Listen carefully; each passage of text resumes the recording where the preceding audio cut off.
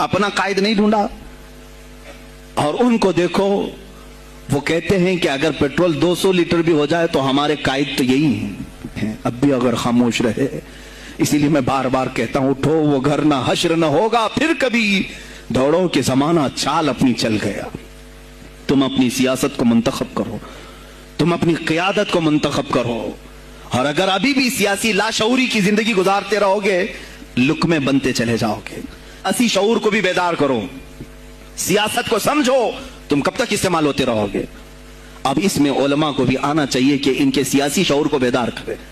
तुम्हारे साथ आज जो खेल खेला जा रहा है, तुम हर एक की जय विजय करते हुए हर पार्टी के पीछे जाते हो। तुमने आज तक अपना कायद नहीं ढूंढा, अपना कायद नहीं ढूंढा। और उनको देखो, वो कहते हैं कि अगर पेट्रोल 200 लीटर भी हो जाए तो हमारे कायद तो यही हैं, इसलिए कि हमारा हम मजहब है, वो हमारे मजहब की बात करता है। तुम्हारा कौन है मेरे अजीज?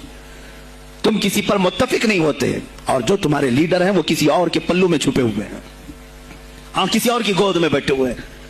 जा करके ये सारे मुसलमानों को किसी और के यहां बेच करके आते हैं। ये सियासी शऊर बेदार करो। मुझे मालूम है मेरी ये बातों का सबसे ज्यादा एक्शन कौन लेगा, मुझे मालूम है। सबसे ज्यादा किसको खलबली मचेगी वो भी मुझे मालूम है। इसलिए कि मैं उन सेकुलर पार्टियों के बारे में बोल रहा हूं जो चेहरा सेकुलर बता करके हम आप सबके वोट लेकर के चले जाते हैं, और फिर मुझे बताओ जिनको तुम अपना मसीहा समझ करके उनके पीछे जय जय करते घूमते रहते हो, तुम्हारे मजहब पर आज क्या हमले नहीं हुए हैं, क्या नहीं हुए? कश्मीर आज तक जल रहा है। कहां है ये कांग्रेस, क्यों नहीं बात करती है जो पूरे मुसलमानों की मसीहा है? कहां है वो समाजवादी, वो बीएसपी, फलां फलां फलां जो पार्टियां जिनमें सब मुसलमान जाते हैं?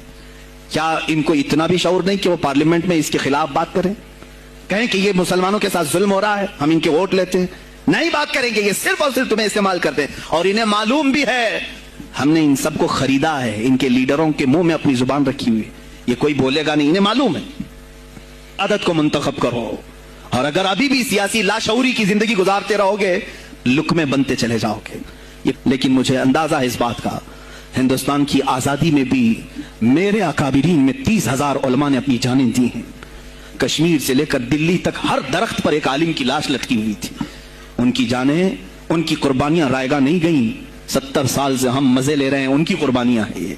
अल्लामा फजल हक खैर आबादी को अंडमान निकोबार पूरी जिंदगी के लिए कैद करके खत्म कर दिया गया, मजार भी वहीं पर है आज।